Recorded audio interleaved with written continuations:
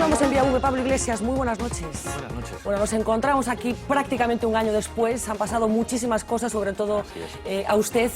¿Es usted ya un político? Siempre he sido político. Para nosotros la política es algo que no solamente tiene que ver con la participación en las instituciones, sino con el compromiso con la gente. Ahora soy un político que está en un parlamento, en este caso en el Parlamento Europeo, pero seguimos en lo mismo. Con todo lo que sabe ahora que no sabía hace un año, dígame 3 cosas que hicieron entonces que ahora no harían. Pues te diría que casi al contrario. Creo que tenemos que recuperar buena parte de la frescura que teníamos hace un año. Creo que este año se nos ha endurecido el gesto. A mí me dicen mucho que el entrecejo se me nota más y creo que tenemos que recuperar una cierta ironía y una cierta irreverencia que teníamos hace un año. Esa manera que tuvimos de oxigenar la política creo que es bueno que lo recuperemos de alguna forma, nuestro propio estilo, nuestra propia manera de jugar. Pero eso, ¿cómo se hace? ¿Cómo se oxigena la política? Con actitud y no olvidándote nunca de dónde vienes. Nosotros hemos hecho cosas en las instituciones muy importantes. Lo primero en el Parlamento Europeo, bajarnos el sueldo y decir que los eurodiputados de Podemos, como cualquier cargo público de Podemos, no va a cobrar más de 3 salarios mínimos. Eso es algo bueno, porque eso te hace seguir viviendo como la gente a la que representas y eso se traduce en muchas cosas. Y al mismo tiempo abriendo puertas y ventanas. Nosotros hemos hecho pública nuestra declaración de bienes y pensamos que eso es algo que debería hacer todo el mundo. ¿Hasta qué punto esto es una estrategia? Fruto un poco de los problemas que han tenido en las últimas semanas también. Pero esto lo hemos hecho desde el principio. La declaración de bienes ha sido pública desde el principio, nos bajamos el salario desde el primer momento y respecto a la necesidad de ser nosotros mismos tiene que ver con la recuperación del espíritu de campaña. A nosotros las campañas nos gustan porque entra a jugar el jugador número 12, como se dice en el fútbol, que es la gente. A nosotros, aunque tenemos el presupuesto de campaña más bajo y no hemos pedido dinero a los bancos, hemos pedido préstamos a la gente para que los bancos no sean nuestros acreedores y no deberles ningún favor, ese elemento de protagonismo ciudadano y esa ilusión que hubo en la campaña de las europeas es algo que es fundamental tener ahora también. Bueno, decía que no haría cosas distintas a las que hizo y que proponía hace un año. En cualquier caso sí que parece que han rebajado la ambición de algunas de las propuestas con las que concurrieron aquellos comicios. ¿Por qué han rebajado el tono de esas propuestas y la ambición, en principio, que ustedes creían que era posible? La ambición es la misma. Las propuestas se han adaptado a un marco autonómico. Hemos hecho un programa marco en el que, por ejemplo, hablamos de rentas mínimas de inserción que se aproximen al salario mínimo interprofesional, que implica una tendencia muy clara inspirada en el artículo 25 de la Declaración Universal de los Derechos Humanos, que dice que todo el mundo tiene derecho a unas condiciones de vida dignas, y eso tiene que ver con la renta. Claro, el margen de actuación de las comunidades autónomas es estrecho, más estrecho incluso que el margen de actuación del Estado con respecto a Europa. Eso implica que nuestro programa tiene que ser realista y aplicable, a diferencia de lo que presentaban algunos. Pero esto no es lo que dice, lo que ustedes denominan casta, la adaptación a la realidad. Es un poco el discurso del Partido Popular para explicar por qué no han cumplido su programa de gobierno. Han tenido que adaptarse a la realidad. Tener cuentas en Suiza o en Andorra no es adaptarse a la realidad. Tener a todos los responsables del aparato de finanzas de tu partido imputados no es adaptarse a la realidad. Hablo del programa, hablo del programa. Claro, pero cuando nosotros hablamos de casta nos referimos a esos mecanismos que hacen que no se pueda distinguir a los poderes financieros de los poderes políticos. Con respecto a los programas, bueno, el Partido Popular prometió 3,5 millones de puestos de trabajo. Creo que eso es estar fuera de la realidad. Claro, ustedes proponían, por ejemplo, la jubilación a los 60 años, ya dicen que no a los 65. Eso también es rectificar el programa. Es una tendencia. Para mí la edad de jubilación se debe reducir. Con un 58% de paro juvenil, yo creo que lo razonable sería abrir espacio para que la gente joven pueda incorporarse, que son mucho más productivos y que aportan saberes que necesita nuestro mercado laboral, que necesita nuestro modelo productivo, que tiene que innovarse, y yo creo que cuanto antes se pueda jubilar la gente, mejor. Es verdad que eso no se puede aplicar de la noche a la mañana, pero la tendencia tiene que ser a que la gente joven pueda trabajar y la gente que lleva muchos años trabajando se pueda jubilar. O sea, los 65 creen que es posible, si gobiernan en el mes de diciembre, van a aplicar con carácter inmediato la jubilación a los 65, porque hay a quien no les salen las cuentas. No sé si con carácter inmediato, pero desde luego en la legislatura hay que acabar con la jubilación en los 65 años, claro que sí. Hablan también, o han hablado con un carácter muy contundente de la nacionalización de determinados servicios básicos. ¿Cuáles serían en estos momentos, con esa adaptación a la realidad de la que usted habla, qué sectores estratégicos del Estado cree en estos momentos que habría que nacionalizar? Yo creo que la nacionalización es una medida extrema, que la recoge ya la Constitución española. Nosotros decimos, por ejemplo, que hay que convertir en el programa autonómico la luz, el agua y el gas en servicios públicos, no en mercancías.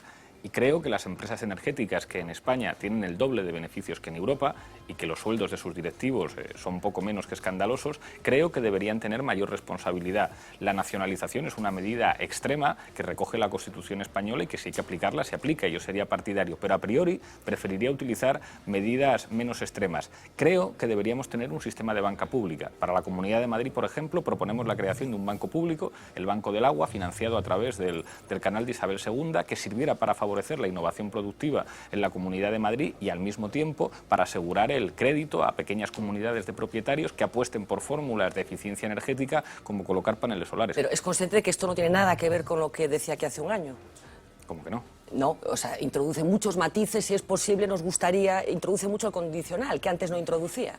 Es un tono distinto completamente, es consciente. Introducimos el sentido de Estado que implica asumir los límites competenciales de las comunidades autónomas, pero yo creo que en lo fundamental estamos diciendo exactamente lo mismo. ¿Y por qué esto, en el caso de que gobiernen, no va a continuar en esta dinámica? ¿Por qué este discurso no va a seguir adaptándose a la realidad una vez, en el caso de que así sea, que tenga la responsabilidad de gobernar? Nosotros siempre hemos adaptado nuestro discurso a la realidad y creo que es un discurso que a las élites les preocupa mucho. Al señor de Guindos no le gusta nuestro programa y recuerdo perfectamente cuando el presidente del Banco Sabadell dijo necesitamos un Podemos de derechas porque estos pueden ganar y se nos acabó el chollo. Creo que a la hora de plantear la necesidad de democratizar la economía hemos tenido una contundencia y una claridad que ningún actor político en el Estado español ha tenido. Bueno, en ese programa que presentaban hace unos días hablan de cosas concretas que tienen que ver, por ejemplo, con el IRPF. ¿Pablo Iglesias es rico desde el punto de vista de Podemos? Yo soy uno de esos que está en el 5,5% de la población, que gana más de 50.000 euros al año y por lo tanto está bien que pague impuestos. Yo pago muchos impuestos y si tuviera que pagar más me parecería muy razonable.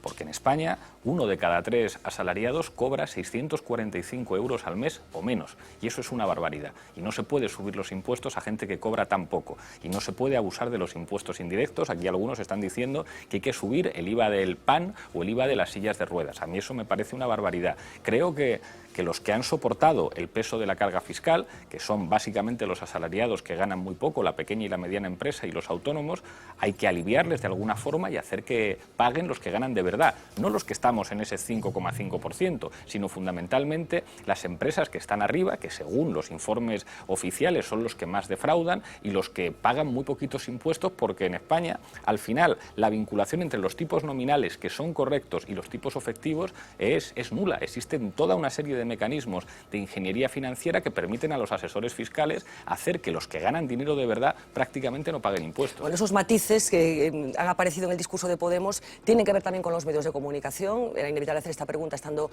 en una televisión privada. Llegó a decir que los que atacan la libertad de expresión, lo que ataca la libertad de expresión es que existan los medios privados. Es una expresión que usted llegó a pronunciar hace ya unos meses. ¿Qué opina en estos momentos de los medios de comunicación privados? Opino que los medios de comunicación de alguna manera representan la garantía de un derecho, el derecho a recibir una información veraz. Y eso no se le puede pedir a los privados, eso hay que pedírselo a los públicos. Y los medios de comunicación públicos se han convertido en boletines oficiales del Estado, en correas de transmisión propagandística de los partidos que gobiernan o bien en el Estado o en la comunidad autónoma.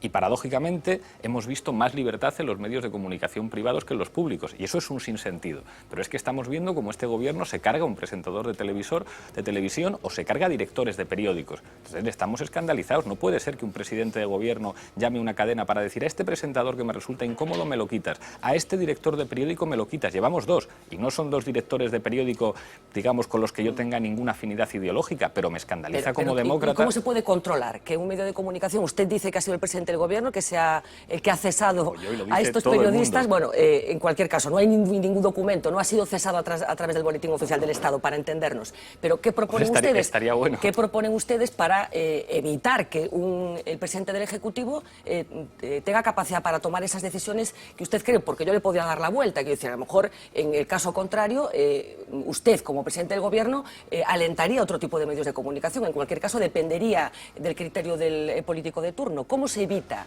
¿De qué manera evitaría eso? Escuchando a los periodistas y garantizando la libertad de los periodistas. No puede ser que nadie le diga a un periodista qué tiene que escribir, a favor de qué tiene que escribir y contra qué tiene que escribir. Lo primero que tiene que hacer el Gobierno es ocuparse de lo que le corresponde. que son los medios de comunicación públicos, que no pueden ser un instrumento de propaganda, tienen que ser un espacio de pluralidad. Y un ejemplo, además, son los que tienen que marcar de alguna manera cuál tiene que ser, digamos, pues la referencia deontológica de los medios de comunicación. Y con respecto a los privados, lo que no puede hacer un gobierno es negociar, es jugar con las licencias, de yo te concedo esta licencia, te quito esta, te pongo esta otra, pero tú lo que tienes que hacer ahora es quitarme a este presentador o quitarme a este programa. Yo creo que un gobierno tiene que favorecer que no haya un exceso de concentración de propiedad en los medios de comunicación, que haya pluralidad y abrir el mercado para que pueda haber el mayor número de operadores posibles.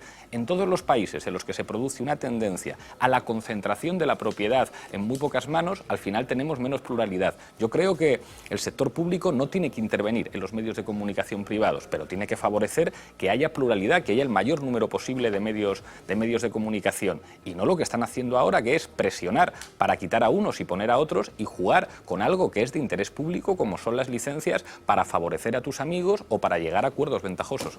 De las renuncias, desencuentros, enfados, rupturas que ha soportado o que ha sufrido, que ha padecido en estos meses, ¿cuál ha sido la más dolorosa para usted? En términos políticos, que Juan Carlos, que es mi amigo, deje la dirección de Podemos, para mí ha sido muy duro y muy amargo, aunque creo que es una decisión correcta por su parte y por eso acepté su dimisión. Creo que Juan Carlos ahora va a ser mucho más útil para Podemos y para el país. Juan Carlos tiene alma de periodista. Yo siempre pregunto a los periodistas si les gustaría dedicarse a la política, a periodistas políticos que siguen a los políticos y que se dedican al periodismo político, y todos me dicen que no porque perderían libertad. Juan Carlos tiene más alma de periodista que de político y creo que ahora lo va a hacer mejor, pero claro que le echo de menos. Es uno de mis mejores amigos y un compañero de años, y claro que ha sido duro. Hace unos días mantenía una conversación pública, ustedes dos.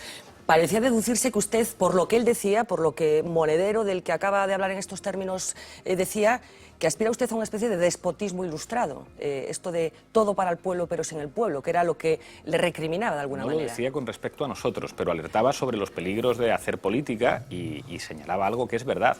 Cuando estás demasiado cerca de mala gente o de malas prácticas, hay que tener a un Pepito Grillo todo el rato que te diga cuidado, cuidado, cuidado. Gente que te tire de la oreja y te diga no te conviertas nunca en aquello a lo que pretendes combatir.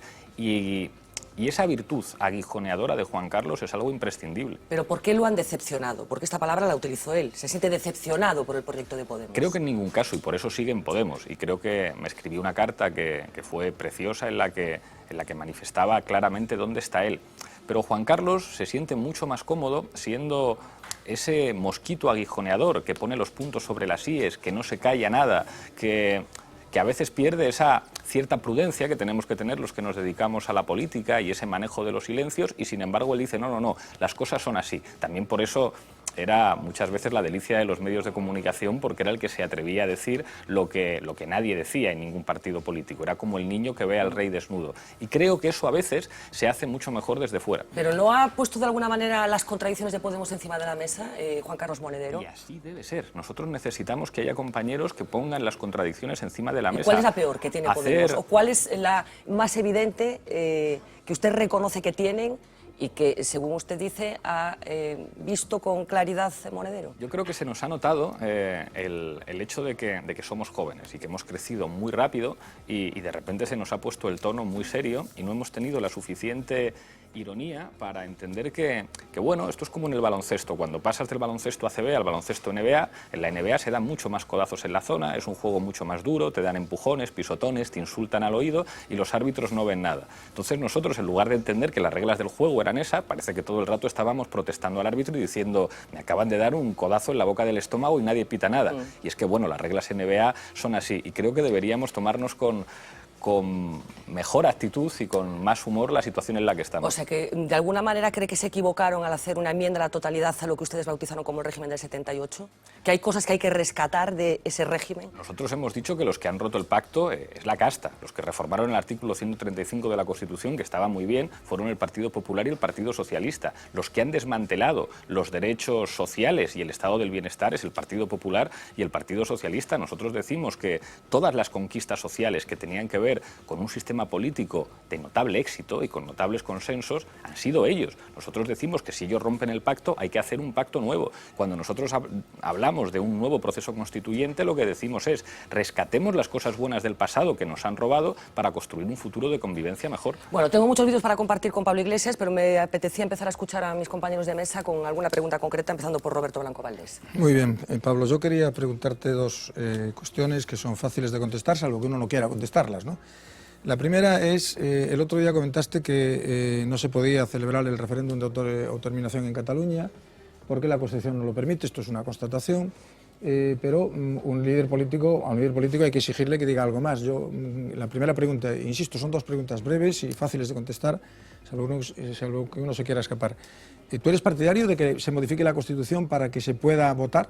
Porque esto es lo importante, es decir, la Constitución no lo permite. Bueno, si llegas al gobierno, si llegases a tener influencia en el gobierno, las encuestas no parece que indiquen que vayas a ser presidente, pero si tuvieras influencia en quien fuera presidente, ¿impulsarías una modificación de la Constitución para que los catalanes pudieran pronunciarse en referéndum? Esta es la primera pregunta sobre la autodeterminación. Y la segunda es, ¿te parece que es serio, te parece que es coherente, que es aceptable que alguien que aspira a ser presidente del gobierno en un plazo de meses, no digo de semanas, porque se podría decir de semanas, de bastantes semanas, pero en todo caso en un plazo de pocos meses, cambie de posición en un tema tan esencial como este, que pase de decir que hay que salir del euro y devaluar la moneda a decir todo lo contrario, que la salida del euro es imposible? No me digas que no, porque tenemos un vídeo. O sea, hay un vídeo, lo hemos visto en este programa, lo han visto todos nuestros espectadores. Hombre, si alguien aspira a ser presidente del gobierno en un tema tan central como ese, que reconocerás que es un tema básico, uno no puede cambiar de posición, de decir una cosa a decir toda la contraria. Esas dos preguntas para comenzar. Respecto a la primera pregunta, sí. Yo soy partidario del derecho a decidir y creo en el derecho de autodeterminación. No es viable en el marco constitucional actual y nosotros decimos abramos un proceso constituyente, y lo dice alguien que no quiere que Cataluña se vaya de España ni que Galicia se vaya de España, pero que entiendo que es bueno que la gente pueda votar. Y en el marco de ese proceso constituyente discutamos de todo y discutamos de todas las posibilidades de que se ejerza el derecho a decidir. Yo dije en Cataluña hace muy poco, quien puso el candado a la Constitución del 78 fue Convergencia y Unió pactando con Fraga. Yo no tengo ninguna duda. Lo que pasa es que eso no depende solo de la voluntad de un presidente y no digamos ya de un líder de la oposición. Eso depende de un proceso constituyente amplio en el que se pongan encima de la mesa muchas cosas. Y para mí la prioridad, eso lo digo también, no es tanto el derecho a decidir sobre la organización territorial del Estado, que yo creo que España es un país plurinacional, un país de países, un país de naciones, y creo que otras fórmulas jurídicas serían más eficaces a la hora de garantizar que trabajamos juntos en un proyecto común, pero para mí lo fundamental son los derechos sociales y la soberanía. Soy soberanista entendiendo que lo fundamental de la soberanía no es el color de la bandera que cuelgue en el edificio público de turno, sino que funcione bien la sanidad, que funcione bien la educación y los servicios públicos. Respecto a lo segundo, pero ese vídeo... Que quede claro, o sea, ¿apoyarías un referéndum de autodeterminación en Cataluña? Creo que he dicho que soy favorable al derecho de autodeterminación, que me parece que los catalanes tienen que tener derecho a decidir, pero que eso, en el marco de la actual legalidad constitucional, no es posible y que para poder hablar de eso habría que abrir un proceso constituyente. Digo que las élites políticas catalanas que permanentemente dicen el gobierno debería autorizar, saben que eso legalmente no es posible y lo que quieren en última instancia es hacer lo que siempre hicieron las élites catalanas, negociar dineros con las élites políticas españolas, y a mí ese modelo no me interesa. Y lo dice alguien que no quiere que Cataluña se vaya de España y que cuando está en Nou Barris, en Hospitalet, en Cornellá, se siente como en casa, a diferencia de algunos de los que viven en Pedralbes. Respecto a la segunda pregunta, ese vídeo, que es un monólogo a un programa de Foro Apache, es un vídeo muy anterior a la existencia de Podemos. Y es verdad que yo ahí señalaba algo que mantengo. Yo he dicho, la permanencia en el euro es inevitable, tenemos que asumir que hay que estar en la moneda única, pero la manera en la que este país entregó la soberanía en los acuerdos de Maastricht, entregando la soberanía monetaria a una institución sin controles democráticos como el Banco Central Europeo, fue un error. Y ese error nos ha hecho ahora padecer determinadas situaciones. ¿Hay que estar en el euro? Sí, pero no porque el euro esté bien, sino porque ya no queda más remedio y sería peor estar fuera. Pero al mismo tiempo decimos, hay que democratizar la unión monetaria, y eso implica que el Banco Central Europeo tiene que responder no a los poderes financieros alemanes, sino a los ciudadanos europeos. Cuando el Banco Central Europeo por fin ha apostado por hacer políticas económicas un poquito expansivas y por comprar deuda de los estados, que es lo que debería hacer un banco central, las cosas van mejor. Lo que nosotros decimos, si la política monetaria no tiene controles democráticos, es una mala política monetaria. Y el euro, tal y como se configuró, ha sido muy beneficioso para países como Alemania, ha sido beneficioso para algunos bancos españoles que han podido, de alguna manera, trabajar con más comodidad en América Latina, pero no tanto para los ciudadanos. Pero Pablo, ¿genera confianza en que una persona cambie en tan periodo de tiempo tan corto de posición, de una manera tan radical? ¿Tú crees que eso genera confianza en los electores? El que alguien diga una cosa y muy poco tiempo después diga todo lo contrario. El problema es que al principio hablaba un presentador de televisión que puede decir básicamente lo que quiera y después habla el secretario general de una formación política que puede gobernar. El nivel de responsabilidad que se tiene en el segundo caso es completamente distinto. Como el presidente del gobierno actual, claro, que tiene más responsabilidad que tú al hacer las cosas, lógicamente, claro. Es posible, pero yo hablo de su gestión, no de las cosas que dice. En cualquier caso hablábamos de Cataluña, en Galicia también hay un hecho identitario. Claro. Carolina Vescansa dijo aquí en Galicia que la gente se pregunta si podrá pagar las facturas, no que es Galicia. ¿Concuerda Pablo Iglesias con este punto de vista? ¿Es más importante pagar las facturas en Galicia que preguntarnos qué queremos ser? Yo no separaría las cuestiones por una cuestión de importancia. Yo creo que en Galicia hay un hecho nacional innegable y muy importante. Y creo que a muchos gallegos y gallegas les importa tanto su identidad nacional como pagar las facturas. Creo que estamos en un momento donde el problema de pagar las facturas ha adquirido una notable centralidad respecto a otras cuestiones. Pero yo creo que no son incompatibles. O sea, que aquí mucha gente se puede plantear la necesidad de proteger la lengua galega, la necesidad de proteger elementos de la identidad nacional galega que no han estado protegidos y al mismo tiempo decir, aquí queremos también políticas sociales y nos está afectando la crisis mucho. Xosé Luis Barreiro. Pablo, buenas noches. Vamos a ver, a mí me da la sensación, escuchándote, han pasado tiempo desde que nos vimos la primera vez. Yo creo que los dos nos hemos equivocado un poquito. Tú estás mucho más alto de lo que yo creía. Entre otras cosas, perdona, José Luis Barreiro juró que si conseguir representación en el Parlamento Europeo, él volvía a la política, sí, cosa que después, pero después ya desmentí, se les ya dijo. Dije que me había equivocado y ya dije que ya lo dije cuando vi que las encuestas no me daban la razón, ya rectifiqué ese error. Pero vamos, a ver, yo en aquel momento te veía muy lanzado hacia la idea de que ibas a jugar en un nuevo bipartidismo contra el poder, contra Mariano, ¿no? Y yo creía que no ibas a llegar a donde llegaste, de tal manera que un poco la síntesis ha venido un poco al centro, y ahí va una de las primeras preguntas. Si estás notando la diferencia que hay entre un momento espuma en el crecimiento del partido a este momento que parece ya mucho más ralentizado y donde parece que la estrategia hay que empezar a plantearla a mucho más lejos, y si eso no va a alterar bastante y dificultar la estrategia de Podemos. La segunda cuestión es, a ver, en el discurso me da la sensación de una formulación muy lógica y muy bien hecha en la que todo parece muy fácil. El político, cuando va pasando mucho tiempo, se va dando cuenta de que las buenas ideas empieza a diferenciar la ideología de la utopía, ¿no? Porque si no, te queda solo una explicación, que es que los de ahora son malos porque pudiendo hacer las cosas tan fácilmente con los impuestos y tal, no las hacen, debe ser porque no quieren. Y esa distinción yo creo que también te pediría si hay que empezar a matizarla. Y por último, una cosa que tiene mucho que ver con la práctica política. A ver, vamos a poner el ejemplo de Andalucía. En Andalucía ahora tenéis un dilema, y el dilema significa que si no se deja gobernar, obviamente, pues tenemos un problema. También lo tienen los andaluces y lo tiene probablemente el conjunto de España y marca una pauta difícil de administrar. Y si permitís gobernar, en cierta medida tenéis que adquirir algún compromiso con esa idea de permitir gobernar. Y por tanto entran por primera vez las cosas de que, por ejemplo, en un pacto, y vosotros parece que vais a forzar, no sé si otras cosas, pero una posición de pacto generalizado, el pacto parece que obliga a la necesidad de concurrir también con las posiciones programáticas e ideológicas hacia los componentes del pacto. Y entonces, primero es si eso es así, y sobre todo, con quién se pactaría, a qué coste y para qué. Respecto a la primera cuestión, el momento de la espuma.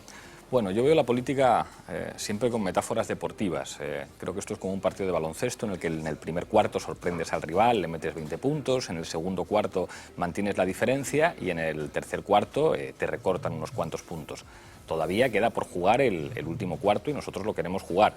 Y lo queremos jugar con la voluntad de ganar. Creo que algunos están vendiendo la piel del oso antes de cazarlo.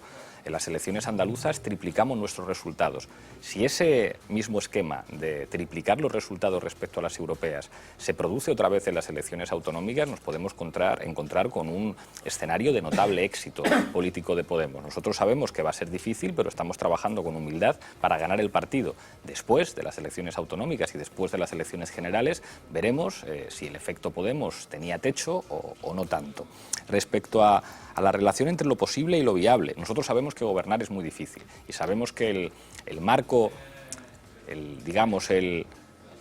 las estrecheces, los límites que uno tiene para poder gobernar en el ámbito autonómico son enormes y en el ámbito estatal son también muchos, porque la gobernanza europea implica enormes límites a las posibilidades, pero creemos que se pueden hacer las cosas de otra forma. Pensamos que el gobierno del Partido Socialista y sobre todo el gobierno del Partido Popular, siguiendo de una manera tan estricta las recomendaciones de la Troika Europea, ha producido malos resultados. La crisis económica implicaba básicamente tres problemas: desempleo, deuda y desigualdad. Tenemos la deuda al 100%, cuando al comienzo de la crisis estábamos al 30% del PIB, tenemos niveles de desigualdad escandalosos que nos sitúan en la cola de nuestros socios europeos y el desempleo sigue siendo un problema gravísimo. Hay más parados ahora que cuando Mariano Rajoy fue investido presidente. Nosotros decimos, humildemente, sin utopías, siendo conscientes de que hay que ser realistas y de que los márgenes son estrechos, que se pueden hacer las cosas de otra manera y vamos a intentar hacerlo. Y con respecto a Andalucía, lo hemos puesto muy fácil.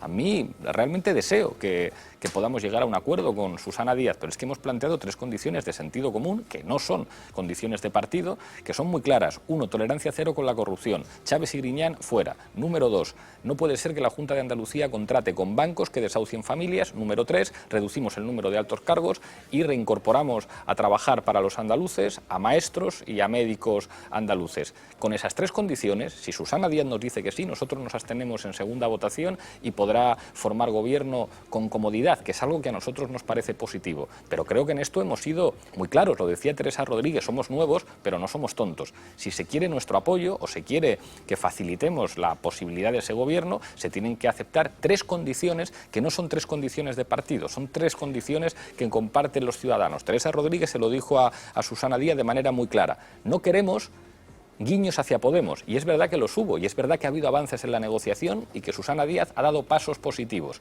Pero Teresa completó la frase diciendo: queremos gestos hacia los ciudadanos andaluces y estamos esperando que esos gestos lleguen. Bueno, hace un año Tuco Cerviño y Pablo Iglesias protagonizaron un buen momento Soy televisivo. normal.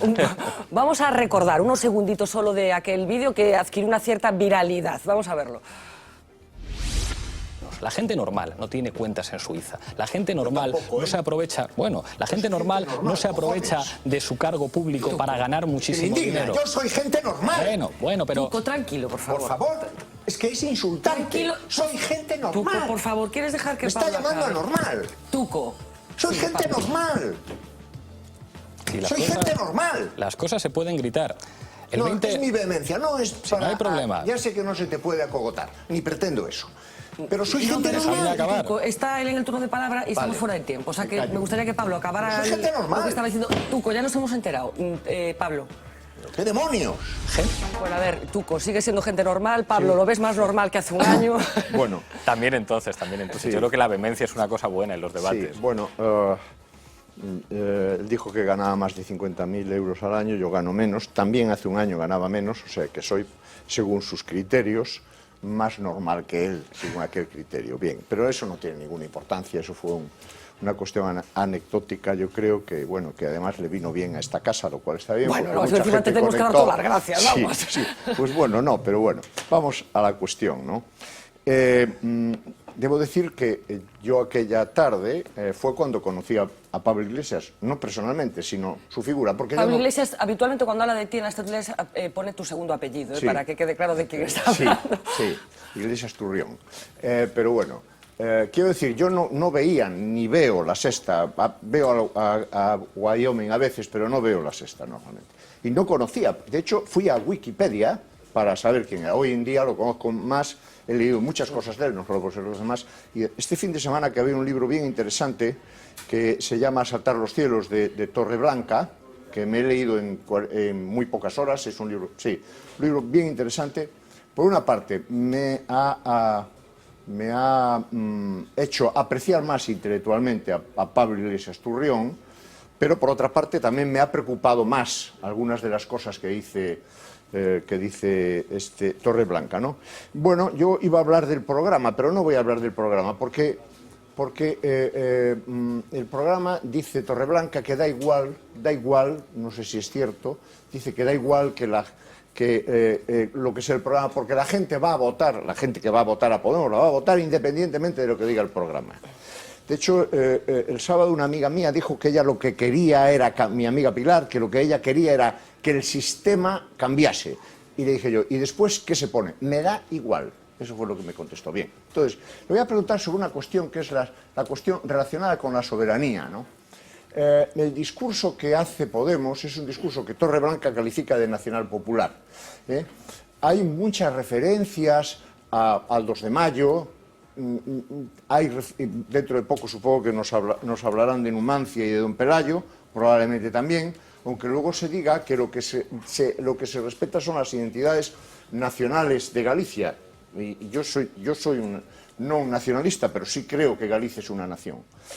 Sin embargo, las referencias son unas referencias desde una concepción muy castellana o madrileña de España, en mi opinión.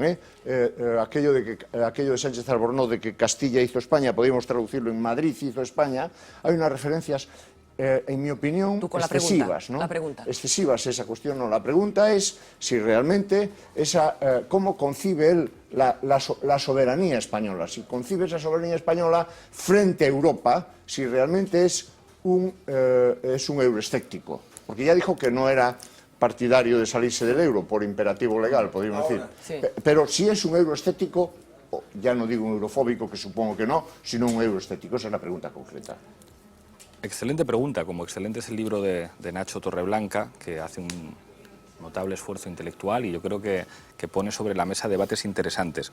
Respecto a la primera cuestión, nosotros somos una fuerza política que dice que España es un país plurinacional, con diferentes naciones. Yo también creo que Galicia es una nación como Cataluña o como el País Vasco, pero no me avergüenzo de la mía. No. Es evidente que el discurso de un dirigente de Podemos en Galicia o en Cataluña puede aludir a otras referencias históricas, identitarias y sentimentales, y nosotros creemos que deben convivir. A nosotros no nos gusta una idea del Estado que entienda que la identidad se llena exclusivamente a partir de las referencias que tienen que ver con Madrid o con Castilla, pero nosotros queremos reivindicar los elementos que tienen que ver con la memoria democrática y reivindicar las cosas buenas que han ocurrido y que tienen procedencias muy diversas, sobre todo haciendo que eso no sea patrimonio exclusivo de los que han vendido el Estado a trozos. Pensamos que es una cosa buena. Y respecto a la soberanía y Europa, nosotros decimos, lo fundamental de la soberanía es la capacidad del Estado para proteger a los ciudadanos. A mí el señor Mas y el señor Rodrigo Rato, el señor Pujol y el señor Rodrigo Rato me parece que no tienen más patria que su dinero, independientemente de que a uno le guste la bandera de un color y al otro le guste la bandera de otro color. Para mí la soberanía es que se atienda a los niños en las escuelas, que se atienda a las personas en los hospitales y tener los mejores servicios públicos. Y esos servicios públicos los pueden garantizar administraciones que se manejen en lenguas distintas. Yo entiendo que la administración en Galicia, ¿por qué no se va a poder expresar en gallego o en catalán en Cataluña? Lo fundamental de la soberanía es que los servicios públicos funcionen. Y con respecto a Europa, soy profundamente europeísta, entendiendo que la base de la construcción política de Europa era el bienestar. Lo que podía hacer que alguien que procede del este, un rumano, un francés, un italiano, un español, incluso un británico, se sienta a gusto en el marco de la Unión Europea, es que aquí se respetan los derechos civiles y los derechos sociales.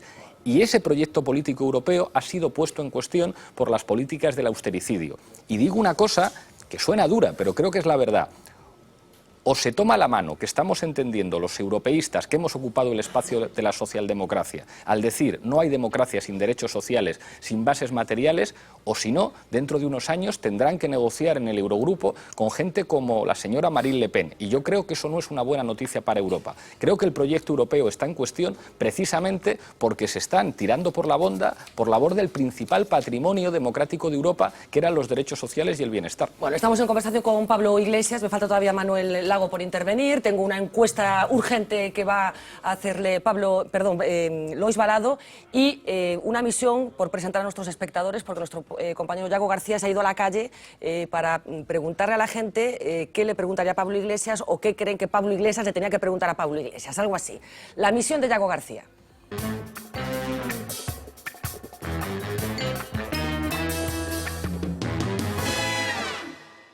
la misión trata de responder a una sencilla pregunta. ¿Qué le diría Pablo Iglesias a Pablo Iglesias? Lo vamos a hacer con caretas como esta. Es muy listo. Muy inteligente, Es muy inteligente que es distinto de listo. Tiene muchas agallas. y tiene muchas agallas. Sí, Ajá. sí. Es político. Y es político. ¿Qué le diría Pablo Iglesias a Pablo Iglesias, caballero? Que lo hiciera lo mejor posible y que no se deje llevar por los que están ahora. Porque cumpliera simplemente la Constitución, que es lo que dijo Julio Anguita. Que no queremos ser Venezuela.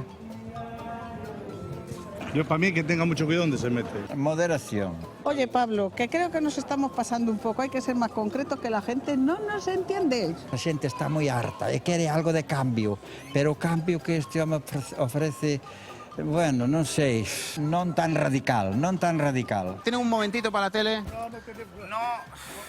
La gente tiene mucha prisa. Como si nosotros no, que tenemos que acabar la misión para hoy. Que tú tienes 18 ya. Sí. Ya puedes votar y todo, ¿eh? Sí, es un marrón. ¿Es un marrón? ¿Por qué es un marrón poder votar? Porque no tengo ni idea. No tienes ni idea. Yo al de las greñas.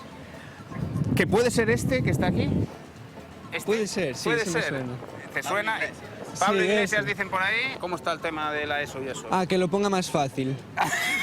Pon más fácil a eso. Cámbianos algo en este país porque si no nos hundimos. Pues procuraré hacer lo que pueda, pero está todo muy oscuro, ¿eh? ¿Alguna pregunta más? Que arroje un poco de luz. Búscanos la luz, por favor, porque es que ya no creemos en nada, ni en nadie. Procuraré hacer lo mejor que pueda, pero que está muy chunga la cosa, Bueno. mucho. Venimos de Estados Unidos, pero somos venezolanos. Que no cometiera en ningún momento el error que cometió tanto Chávez como está cometiendo Maduro. Que España, que está saliendo ahorita de una crisis, continúa y no convertirse en una crisis mayor a la que tenga. Lo que quieras. ¿Cómo harías una mejor España? Echando a la casta. Se lo dices de mi parte, que cambie. Se lo va a decir usted que lo vamos a poner. Que cambie, Luego- que cambie el tono, ¿no? Que cambie el tono, que no Vale. lo entendemos. Pero más tenor, barítono, lo soprano. más claro. Más claro. Más claro. Más claro, más claro. Gracias. Gracias. Chao, chao.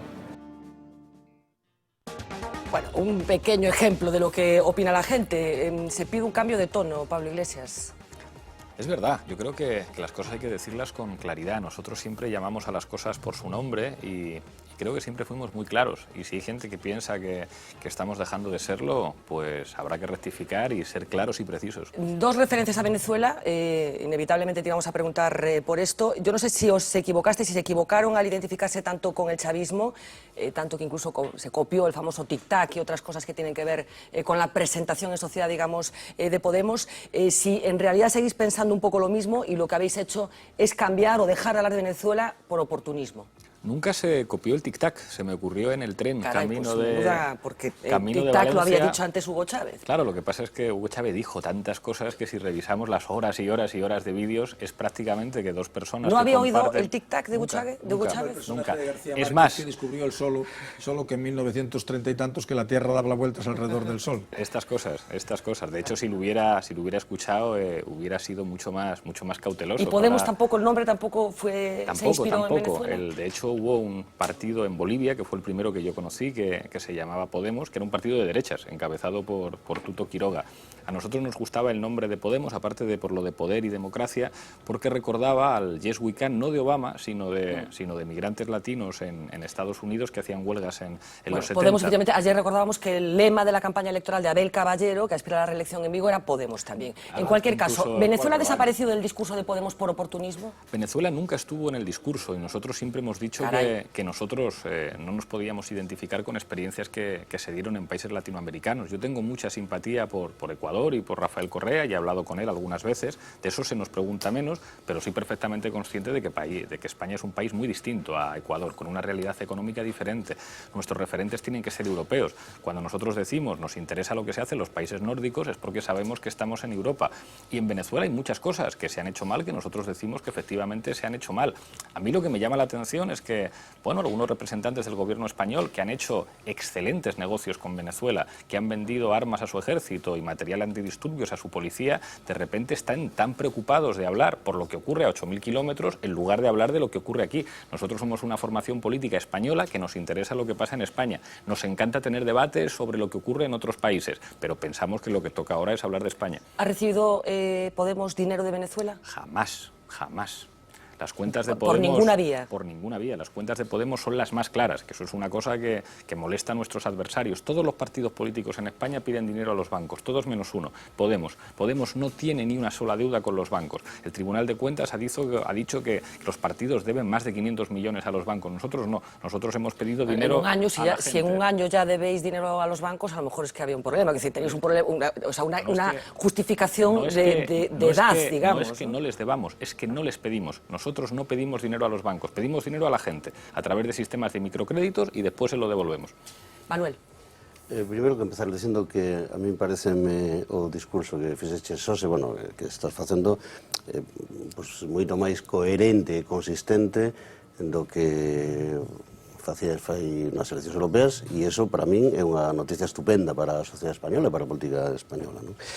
Eu leín, preparando os deberes desta entrevista, un artigo teu interesante, La centralidad no es el centro, e vin a entrevista en La Tuerca con Monedero, e hai unha idea que a mí me gusta moito. Ti neste artigo dis que o problema non é exclusivamente a regeneración ni a dialéctica do novo frente ao vello, que Podemos, donde ten que xogar, é no terreno das víctimas da exclusión social, na reivindicación do Estado social, nas políticas redistributivas que caracterizan a esquerda socialdemócrata históricamente, non? Para ser breve, porque teño tres preguntas. Isto é, na bella terminoloxía, unha autocrítica ou, dito agora, unha rectificación? Segundo, eso significa que Podemos se instala definitivamente no espectro político da izquierda socialdemócrata? E terceiro, eso supón algunha indicación sobre as políticas de acordos e de alianzas, mesmo electorais, cara ao futuro, segundo, por exemplo, se son os resultados das experiencias de candidaturas de Unidade Popular na que estades participando? Respecto a la primera pregunta, es verdad que yo tuve que escribir como secretario general aclarando algunas cosas, porque el hecho de que en la dirección política de Podemos estemos algunos académicos ha hecho que no se nos entienda bien. Como decía esta señora, hablar de centralidad del tablero no es hablar del centro, decir que la geografía fundamental para explicar la política no es izquierda-derecha, no quiere decir que no tengamos ideologías. Yo soy de izquierdas, pero entiendo que esa geografía izquierda-derecha ha dejado de funcionar, entre otras cosas, por el transformismo histórico de la socialdemocracia. Cuando Tony Blair apuesta con Anthony Giddens por la tercera vía, igual que Gerhard Schröder en Alemania, la propia Thatcher dijo que Blair era su mejor creación, destruyeron el espacio de la socialdemocracia como el espacio asociado a los derechos sociales y al bienestar, que es un espacio que hemos ocupado nosotros. Alguien podría decir, eso es la izquierda. Digo, mire usted, yo esta pelea sobre si el PP es de derechas, el PSOE es de izquierdas y los dos se ponen de acuerdo para reformar la Constitución, no me interesa. Yo estoy por los derechos sociales, por la democratización de la economía y por el estado del bienestar. Y creo que en eso la izquierda se siente muy cómoda, pero también otros sectores que no se ubican en el eje izquierda-derecha o que proceden de otras referencias. A todo el mundo le importa que haya escuelas y hospitales públicos. Por eso decimos que las cosas se entienden mucho mejor en política hablando de las élites frente a la gente, de los que defendemos a la gente y los que defienden a las élites financieras, de los que estamos por la democratización de la economía y los que entienden que no tiene que haber controles de los poderes financieros. Y eso no quiere decir que falte ideología, eso quiere decir que nosotros queremos llevar los campos políticos a su relación con la economía. Creo que en eso somos mucho más precisos y mucho más contundentes, si se quiere, que los que se siguen ubicando en la geografía parlamentaria de la Revolución Francesa de izquierdas-derechas, que mucha gente no sabe a lo que se refieren. Y con respecto a las alianzas, nosotros decimos, nuestra alianza es con los ciudadanos y después de las elecciones, en torno a cuestiones programáticas, no somos sectarios. Quien esté dispuesto a rectificar, a dar un giro de 180 grados y hacer unas políticas que recuperen la capacidad de proteger a la gente a través de políticas sociales, de políticas expansivas, de protección del desempleo, de medidas sociales que sirvan para aumentar el consumo, se podrá entender con nosotros. Pero pensamos que por eso hay básicamente en estas elecciones dos opciones. Los que quieren seguir igual, vayan de azul o de naranja. Yo leí el programa de Ciudadanos y al ver lo del contrato único veía una manera de institucionalizar la precariedad. Cuando decían que hay que subir el IVA del pan o de las sillas de ruedas, veía un programa redactado por la Fundación FAES. Entonces pensamos, hay dos opciones, o cambiar o seguir haciendo exactamente lo mismo. Con los que quieran cambiar, entendiendo que lo fundamental de la democracia son los derechos sociales, nos podremos entender. A ver, vamos con Lois Balado rápidamente. un test de urgencia para casi ir acabando este encuentro con Pablo Iglesias. ¿Qué tal, Pablo Iglesias? Bueno, usted siempre presume de ser muy buen estudiante, pero en la vida de todo estudiante hay un momento dramático, que es ese primer suspenso en el colegio. El mío fue en matemáticas, luego vendrían otros. No sé, en su caso, ¿qué pasó? Mi primer suspenso fue en Derecho Civil, en segundo, que me dolió muchísimo porque además había tenido una discusión con la profesora y siempre pensé que esa discusión influyó en el suspenso y tuve que presentarme en septiembre y me sentó fatal. Bueno, estuvimos echando un vistazo a su tesis doctoral, 500 páginas. En la parte de agradecimientos nos llamó la atención que hay un agradecimiento a la Fundación Caja Madrid por haberle permitido terminar su tesis doctoral en Cambridge. Yo quería preguntarle si al final, bueno, con toda la caña que ha dado usted a Caja Madrid, si al final los bancos pues, se hacen al final necesarios de alguna manera. No los bancos, era una beca pública que ofrecía lo que se supone que era un banco público y que no se concedía a dedo. Se supone que yo obtuve esa beca por tener mejor expediente académico y mejor currículum que otros. Y yo creo que está bien que las cajas de ahorros, que eran instituciones públicas, puedan conceder becas para que buenos estudiantes puedan terminar sus estudios de posgrado. Y creo que era de justicia agradecer a quien había evaluado mi currículum y mi expediente, que era, en todo caso, una institución pública y una beca obtenida en libre concurrencia competitiva. Dice Pablo Iglesias que no le gusta perder. ¿Significa esto que Pablo Iglesias es un mal perdedor? No hay que ser mal perdedor y creo que no lo soy, pero reconozco que no me gusta perder ni al futbolín ni a las chapas. Bueno, pongamos un escenario distópico donde solo pudiesen votar en las elecciones aquellos que tuviesen, por ejemplo, una titulación universitaria, que no quiera nadie que esto sea así, pero cree que en este escenario Podemos sacaría mejor resultado que el que va a sacar probablemente en las elecciones generales. Las encuestas dirían que sí, a pesar de que señalan también que somos uno de los partidos preferidos de trabajadores manuales y de asalariados y parados. Bueno, Albert Rivera, Pablo Iglesias, Albert Rivera, el duelo ese que todo el mundo está esperando. Y parece que Pablo Iglesias pues, tiene cierto respeto hacia el líder de Ciudadanos por lo que decía hace no tanto. No digamos ya un crack como Albert Rivera, yo le he entrevistado y no pude con él, o sea, es que no le pude ni rozar. Y creo que, joder, tengo tablas como para poder rozar a alguien con las ideas de Albert Rivera. Imposible de rozar y cada vez que le veo en los medios de comunicación me impresiona. Cuando llegue el momento de verse frente a frente, no sé si tiene miedo a que le pueda ganar en su terreno, el de la televisión. Yo creo que ese debate lo tenemos que tener, pero siempre es prudente respetar a tu rival y creo que Albert Rivera es un magnífico comunicador. Creo que nuestras razones pesan más y creo que ese debate lo ganaremos, pero sería enormemente arrogante despreciar o menospreciar a un rival que sabe comunicar bien. La falta de mujeres en las candidaturas de Podemos es una crítica recurrente. Yo no sé si está a favor de la paridad en política por decreto. Creo que es importante asegurarla con mecanismos efectivos y en Podemos lo hemos hecho. Las listas de Podemos son cremalleras, los órganos directivos de Podemos son paritarios y sin embargo hemos fracasado. Hemos fracasado a la hora de asegurar que hubiera más mujeres encabezando las candidaturas y sin excusas tenemos que trabajar en mejorar eso. Es verdad que es el resultado de un proceso participativo en el que cualquiera se podía presentar y cualquiera podía votar, pero no es excusa. Creo que tenemos que trabajar para que en el futuro haya más mujeres. Ayer estuvo corriendo como la pólvora por internet una supuesta nueva sintonía que va a utilizar Podemos en sus mítines. Vamos a escucharla un poquito de nada y la comentamos ahora.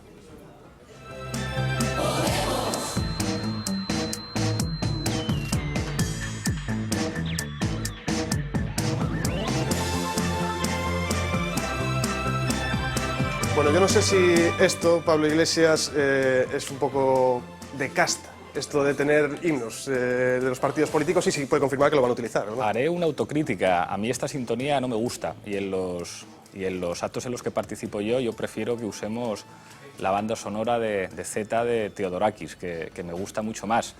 No todo lo podemos hacer bien en Podemos y desde luego esta sintonía a mí no me entusiasma. Dicen algunos compañeros que hay que escucharla 13 veces y que si la escuchas 13 veces entonces te empieza a enganchar y empieza a ser estupendo. A lo mejor después de escucharla 13 veces cambio de opinión. Tiene que competir ahí con la del PP, que es ahí...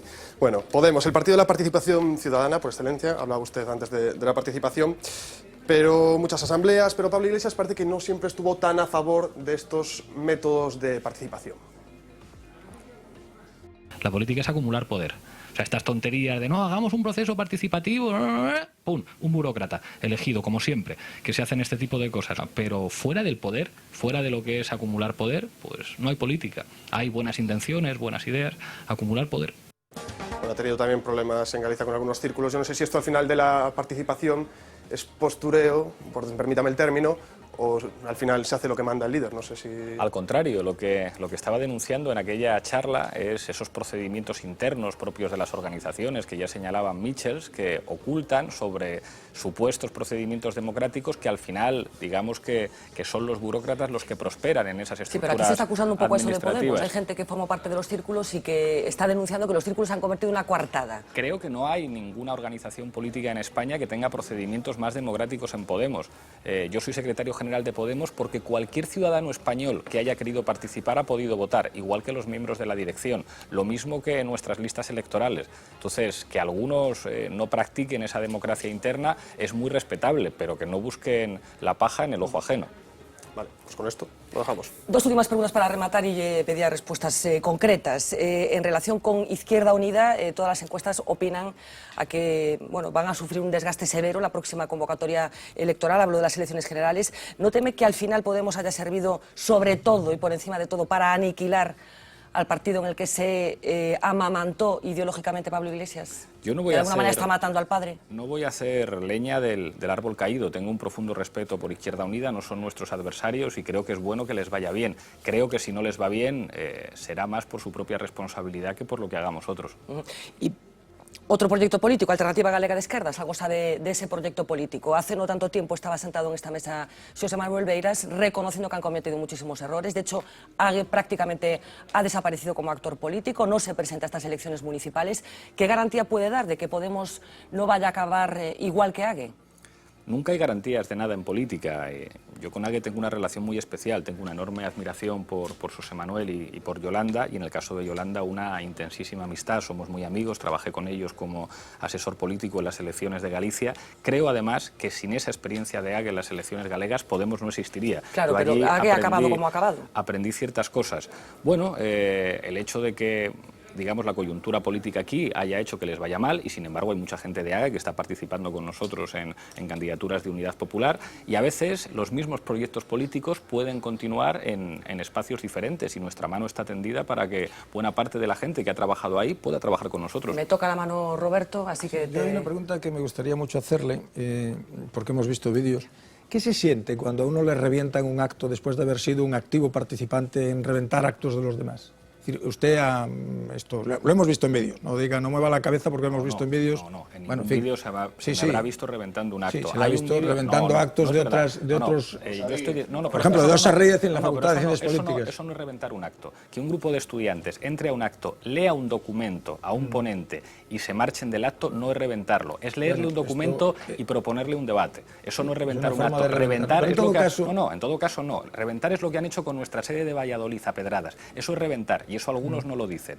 Que en un acto académico haya estudiantes que vayan, lean un papel a un político y le propongan un debate es una cosa... ¿Y le impidan actuar? No, ¿Le impidan hablar? No le impiden hablar. Sí, Rosa Díez, no es verdad. Rosa Díez dio una conferencia de 1h30 y mantuvo un debate con los estudiantes. No está bien mentir. Entonces lo que no puede ser es que alguien vaya a dar una conferencia... O sea, ¿usted es partidario de que se revienten los actos? No, todo lo contrario. Usted es partidario de que se revienten las vitrinas de nuestras sedes, ¿no? No, ¿verdad? Yo no soy partidario de eso porque yo no he participado nunca en ningún acto de ese estilo. Las sedes del PSOE en Euskadi, del PP, eso es reventar. Y las sedes del PSOE en Galicia, eso es reventar. Claro, entonces hay que distinguir. Si yo voy a un acto de la universidad en Galicia y un grupo de estudiantes me leen un documento que a mí no me gusta y me dicen queremos tener un debate con usted, yo tengo que tener un debate con ellos. Y eso no es reventar nada. Esto, Pablo? Que el acto está convocado no para escucharte a ti, sino para escuchar a Rosa Díez. Y lo que yo digo, que es que si a mí me invitan a un acto en una universidad... No, pero no te invitan, tú no estás, el acto está preparado para escuchar a Rosa Díez y tú aprovechas eso y revientas el acto. Si escuchas el ejemplo, yo no he reventado ningún acto, igual que tú no has reventado ninguna vitrina. Y para que nos respetemos no hay que mentir. Lo que yo digo es que si yo... He visto los vídeos. Sí, eso no es reventar. Si a mí me invitaran a un acto, no que vaya yo a otro acto, y hay unos estudiantes que dicen, Pablo Iglesias, queremos protestar y queremos leerte este papel porque no queremos que vengas a la universidad, y me leen un papel y me dicen, ahora tomas tú la palabra y discutes con nosotros, yo entiendo que eso se llama accountability y que un político político tiene que rendir cuentas. Y yo estuve en ese acto asistiendo como profesor. Yo no participé en reventar nada, pero sí defiendo que haya estudiantes que cuando un político va a la universidad le planteen que tiene que discutir con ellos. El problema es que algunos tienen formas políticas franquistas que entienden que cuando se va a un acto los estudiantes tienen que estar formando como militares. Y yo creo que está muy bien que las universidades, cuando va un político, los estudiantes discutan con él. Y ojalá lo hagan conmigo también. Y eso es salud democrática. Lo que no es salud democrática es tirar piedras a las sedes, como hacen algunos. Bueno, pues tenemos que dejarlo aquí. Pablo Iglesias, muchísimas gracias por acompañarnos esta noche. Muchísima suerte. Un placer. Nos vamos.